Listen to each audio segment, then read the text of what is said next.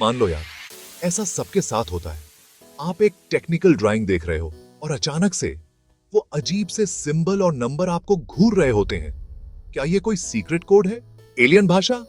नहीं मेरे दोस्तों, ये है GDNT, geometric dimensioning and tolerancing. पहली बार में तो डरावना लग सकता है, लेकिन यकीन मानो ये इंजीनियरिंग का अनसंग हीरो है। ये वो भाषा है जो ये सुनिश्चित करती है कि डिजाइन में शामिल हर कोई, इंजीनियर से लेकर मशीनिस्ट तक, एक ही भाषा बोले। जरा सोचो, आपने एक नया धमाकेदार प्रोडक्ट डिजाइन किया है। आपने अपना दिल और जान लगाकर हर एक डिटेल को परफेक्ट बनाया है। लेकिन क्या होगा जब आपकी इस मास्टरपीस को बनाने का समय आता है? आपके डिजाइन के पीछे के इरादे को बताने का कोई साफ और स्टैंडर्डाइज्ड तरीका नहीं है, तो गड़बड़ हो सकती है, बहुत बड़ी गड़बड़। यहीं पर GDNT आता है दिन बचाने।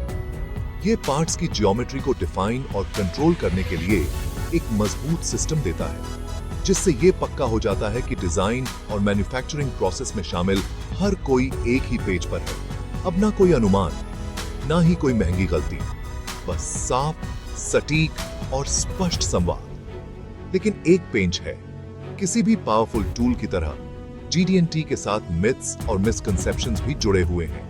तो चलो अपने इंजीनियरिंग वाले चश्मे लगाते हैं और GDNT मिथ बस्टिंग की दुनिया में डुबकी लगाते हैं। GDNT से जुड़े सबसे बड़े मिथ्स में से एक ये है कि ये बहुत कॉम्प्लिकेटेड है। लोग फ्लैटनेस, सिलिंड्रिसिटी और प्रोफाइल टॉलरेंस जैसे शब्द सुनते हैं और उनकी आंखें घूम जाती हैं।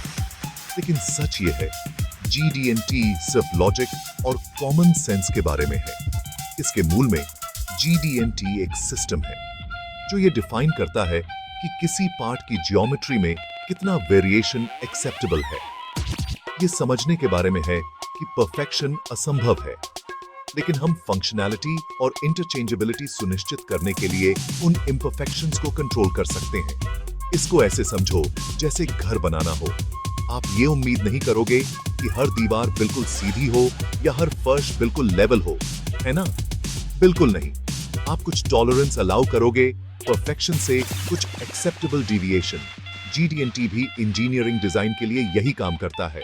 स्ट्रेट, फ्लैट या स्क्वायर जैसे वेग टर्म्स का यूज करने के बजाय GDNT जियोमेट्रिक कंट्रोल्स को डिफाइन करने के लिए स्पेसिफिक सिंबल्स और टर्मिनोलॉजी का यूज करता है। ये स्टैंडर्डाइज्ड लैंग्वेज एम्बिग्युइटी को खत्म करता है और ये सुनिश्चित करता है कि हर कोई डिजाइन इंटेंट को एक ही तरह से इंटरप्रेट करे। और यकीन मानो, इंजीनियरिंग की दुनिया में क्लियर कम्युनिकेशन की कोई कीमत नहीं। एक और आम मिसकंसेप्शन ये है कि GDNT सिर्फ एरोस्पेस या मेडिकल डिवाइसेस जैसी हाई प्रिसिजन इंडस्ट्रीज के लिए ही रेलेवेंट है। हालांकि ये सच है कि ये इंडस्ट्रीज GDNT की एक्यूरेसी पर हेविली रिलाई करती हैं, लेकिन वास्तविकता ये है कि GDNT किसी भी इंडस्ट्री के लिए फायदेमंद है जो पार्ट्स को डिजाइन और मैन्युफैक्चर करती है। जरा सोचो, चाहे आप कार, स्मार्टफोन बना रहे हो या फिर कॉफी मेकर, कंपोनेंट्स का सही ढंग से फिट होना और रिलायबली फंक्शन करना जरूरी है। GDNT ये सुनिश्चित करने के लिए फ्रेमवर्क प्रोवाइड करता है कि वो पार्ट्स जरूरी जियोमेट्रिक टॉलरेंसेस को मीट करें, चाहे वो किसी भी इंडस्ट्री के हों। मान लीजिए कि आप एक कैबिनेट डोर के लिए एक सिंपल हिंज डिजाइन कर रहे हैं। आप डायमेंशंस को कंट्रोल करने के लिए ट्रेडिशनल प्लस माइनस टॉलरेंसेस का यूज कर सकते हैं, लेकिन ये हिंज की फंक्शनैलिटी की गारंटी नहीं देगा। क्या होगा अगर हिंज पिन होल्स थोड़े मिसअलाइंड हो जाएं?